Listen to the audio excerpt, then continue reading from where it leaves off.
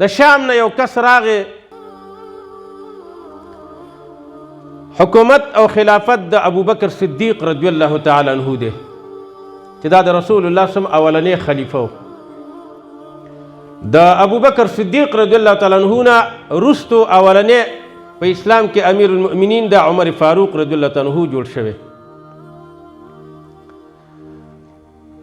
یو کس راغی ورته وایي چې زه قرضدار یم او ما ته د بیت المال نه پیسې راکړه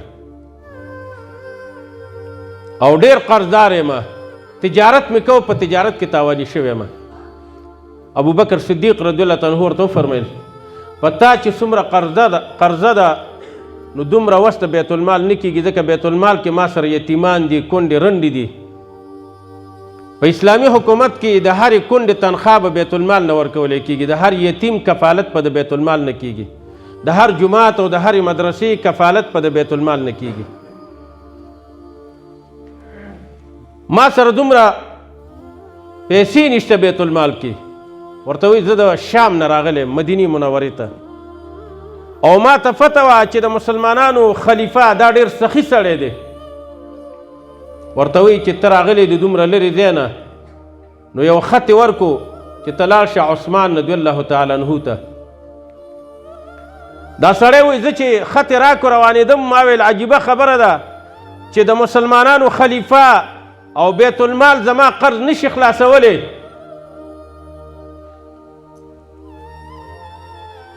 نو یو عام سړی به زما قرض څه خلاص کړي؟ غواړم چې ابوبکر صدیق رضی الله تعالی عنه ته خپل قرض ووایم چې ما باندې دومره پیسې دي، خو هغه مې دې خبرو له نه پرېږدي. وایي ما ورته ویلې ته په دې خبره پوه یې د مسلمانانو خلیفه چې زه 3000 دیناره د 100,000 روپۍ قرضدار یم، 3000 دیناره. وایي ما ته ویل زه ته ورشه. وایي زه ورغلم د عثمان رضی الله تعالی عنه پوښتنه مې وکړه چې د دې کور، وایي چې ورغلم دا دیوالونه مې ولیدې ډېر بېکاره دیوالونه او دروازه مې چې ولیدې دا هم ډېره زړه وه. زه دې دروازې سره ودرېدم ما یا الله چې د مسلمانانو باچا زما قرض نشي خلاصولی نو دې دیوالونو له وګوره، دې دروازې له وګوره، که دی دومره مالدار وی دا خپل کور خو به یې جوړ کړی وی که نه. خو چونکې د ابوبکر صدیق رضی الله تعالی عنه حکم و مونږ خو اول نمبر کې کور 2 چته 3 چته دا زموږ قانون دی که نه اول نمبر. خو د دې نه مخکې اولنی قانون زموږ دا دی چې کور ته بې حیایي را دننه کړو. ښځې څومره بې حیا کولی شو، لورګانې څومره، زامن څومره. دا زموږ د مالدارۍ اولنۍ علامه ده چې غریب سړی مالداره شي نو ښځه به یې ډمه شي او بیا صاحبه کور دی او ګاډی دی او بیا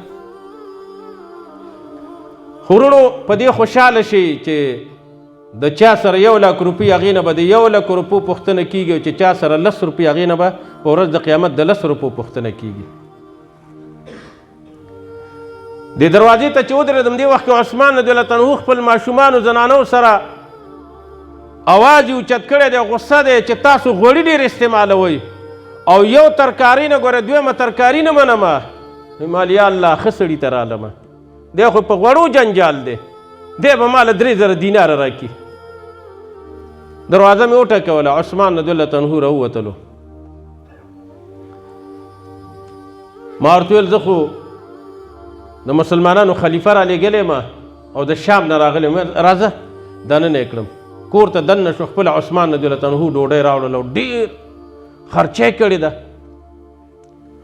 وایي زړه کې مې ویلې چې دی خو دننه په غوړو باندې د خپلو ماشومانو سره نښتی دی. ویل دویمه ترکاري او ما له خو 2 ترکارۍ راوړي دي، دا څه وجه ده؟ وایي ډوډۍ مې چې وخوړه وایي ما ورته ویلې چې یوه پوښتنه لرم، یو مې حاجت راوړی دی. وایي راته ویلې چې پوښتنه دې مو وکړه او حاجت دې څه دی؟ وایي حاجت مې دا دی چې زه قرضدار یم، د شام نه راغلی یم. ابوبکر صدیق رضی الله تعالی عنه ته هغې دا خط را کړی دی.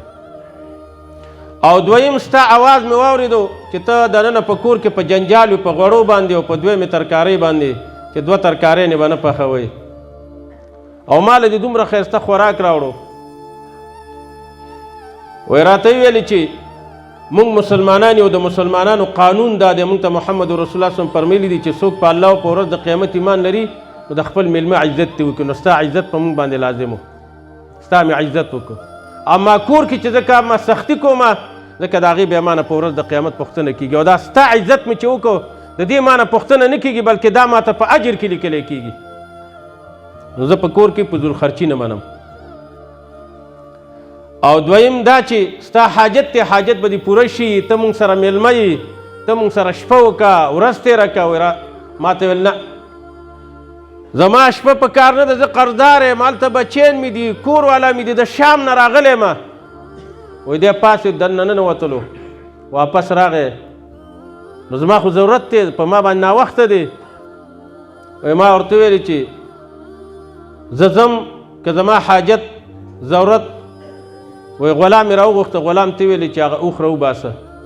وایي اوښ یې راویستلو، په دې باندې بار دي، هر څه خوراک دی او بړستنې دي او جامې دي او پیزار دي. وایي ما ته ویلې دا اوښ ځان سره بوځه. وایي ما ورته زه په اوښ څه کومه سړي، او په دې بړستنو زه څه کوم، او په دې څادرونو او جامو زه څه کوم، زه قرضدار یم، ما ته نغدې پیسې په کار دي. وایي ما ته ویلې چې هغه کار دې پوره شوی دی. وایي ما ورته ویل ته خبر یې چې زه 100 روپۍ قرضدار یم. وایي ما ته ویلې پرېږده و 400 روپۍ قرضدار یې. وایي زړه خو مې صبر نه کوي که نه. وایي ما ورته ویل زه 3000 دیناره قرضدار یم. ای عثمان رضی الله تعالی عنه 3000 دیناره په خوله باندې یادېږي، د 100,000 روپۍ دي، تقریبا 1000 تولې 100,000 راځي. وایي ما ته یې ویلې چې پرېږدې مې نه، د الله بنده 6,000 دینار مې درته پکې ایښي دي منځ کې، او خوراکي څیزونه مو ورسره دي، او جامې او کمبل او هر څه ورسره دي، او دا اوښ هم ستا دی، په دې اوښ باندې لاړ شه شام ته، پیسې هم ستا، قرض هم پې خلاص کړه، او 3000 دیناره مې ورسره نور هم زیات ایښي دي. الله دې دغه شانې مال او دنیا او دولت مونږ او تاسو ته رانصیبه کړي لکه څنګه چې د عثمان رضی الله تعالی عنه. مونږ خو چې ښه بلب ګورو کور ته رسوه، ښه قالین کور ته، چې د جومات یو خو دا جوماتونه نه مړیږي، او یو خو دا مدرسې نه مړیږي. تا د الله په زهرو باندې موړ کړي، تا چېرته ښځې له ویلي دي چې بس دی؟ دا کمال چې الله درکړی دا په کینسر اخته مریضانو نه پوښتنه وکړئ، دا په فالج اخته بیمارانو نه پوښتنه وکړئ، د دې ګوډانو شلانو ړندو نه پوښتنه وکړئ چې دنیا ټوله ستا دا به زه به پې څه وکړم.